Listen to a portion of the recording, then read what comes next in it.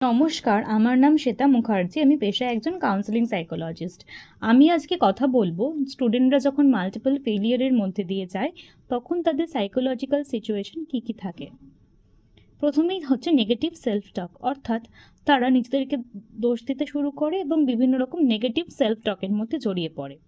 তারা নিজেদেরকে মনে করে তারা গুড ফর নাথিং, অর্থাৎ তাদের নিজস্ব সেলফের সম্বন্ধে তাদের একটা ডাউট তৈরি হয় এবং নিজেই নিজেকে কোয়েশ্চেন করে যে কেন আমি এই ফেলিয়ারটা ফেস করছি, অর্থাৎ আমার মধ্যে কি খামতি আছে।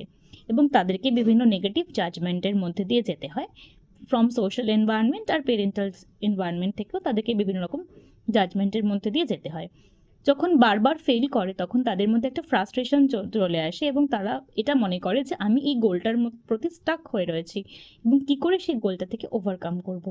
একটা ডিসঅ্যাপয়েন্টমেন্ট ফিলিং আসে তাদের মধ্যে এবং কোনো কোনো ক্ষেত্রে বিভিন্ন রকম অ্যাংজাইটি ডিসঅর্ডারও তাদের মধ্যে গ্রো করতে শুরু করে, যেমন জিএডি, ওসিডি বা পিটিএসডি। এইগুলো তারা সবসময় লজ্জিত থাকে এই ভেবে যে কি ভুল করলাম বা কি ভুল করবো এর ভবিষ্যতে।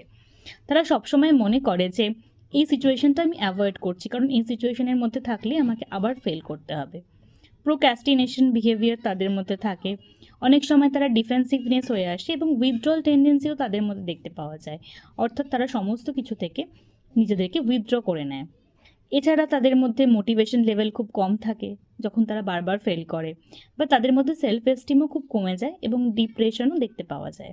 ধন্যবাদ।